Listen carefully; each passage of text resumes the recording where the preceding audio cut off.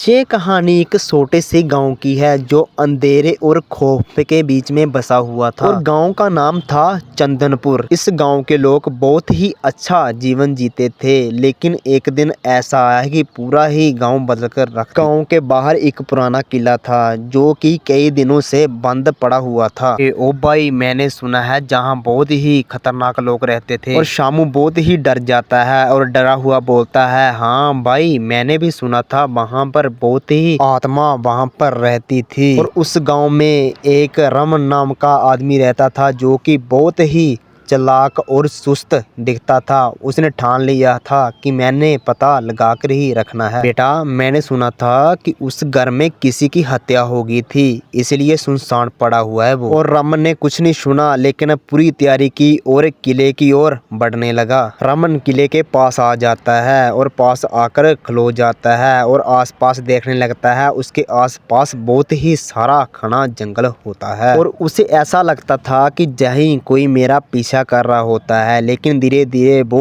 अंदर चला जाता है और बाद में उसको एक आवाज सुनाई देती है जो कि बहुत ही डेंजरस होती है। वो डर जाता है। जब डरा हुआ आवाज को महसूस करता है, लेकिन उसे पता नहीं चल पाता कि ये आवाज कहाँ से आ रही है। और थोड़ी देर के बाद उसके ऊपर एक रोशनी दिखाई देती है, लेकिन वहां पर चुड़ैल होती है जो कि बहुत ही बूढ़ी होती थी और सफेद साड़ी में होती है और उसकी आंखें एकदम होती नहीं है। और रमन उसे देखकर बहुत ही ज्यादा डरने लगता है और ज्यादा नर्वस नहीं हुआ, लेकिन डरते डरते पूछा कि तुम कौन हो, जहाँ क्या कर रही हो। और जब उसे पूछा तो वो हंसने लगती है और जो रमन होता है वो एकदम से डर जाता है और आसपास देखता है, दीवारों पे खून के धब्बे होते हैं। और रमन डर के मारे में सोचने लगता है कि कहीं ना कहीं इसने किसी की हत्या की होगी, इसीलिए खून के धब्बे जो दीवारों पर लगे होते हैं। फिर जे महिला बोलती है, तुम जो भी जानने आए हो वह तुम्हें कभी नहीं मिलेगा।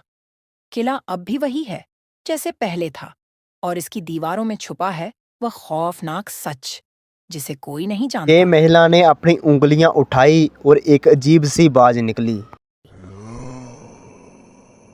अचानक महिला जोर से हंसने लगी, लेकिन उसका जो चेहरा था वो डेंजरस बन चुका था और रमन डरते डरते दौड़ने लगा। रमन को बाहर जाने का कोई रास्ता नहीं मिलता। जब वो पीछे मुड़कर देखता तो महिला उसके सामने खड़ी होती है, लेकिन वो डर जाता है। उसका चेहरा बहुत ही डेंजरस बन चुका था और उसकी आंखें चमक रही थी और ये बोलती है कि तुम बच नहीं पाओगे।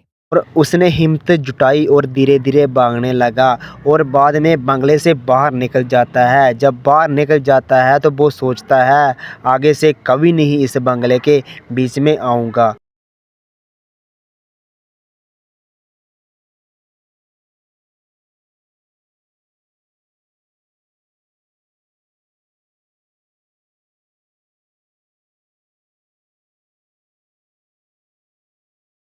हमारी स्टोरी आपको कैसी लगी? अगर अच्छी लगी हो प्लीज़ वीडियो को लाइक, चैनल को सब्सक्राइब जरूर करना। आपके लिए नई नई स्टोरी हम लेकर आते रहेंगे। चलो मिलते हैं नेक्स्ट वीडियो में। Bye bye.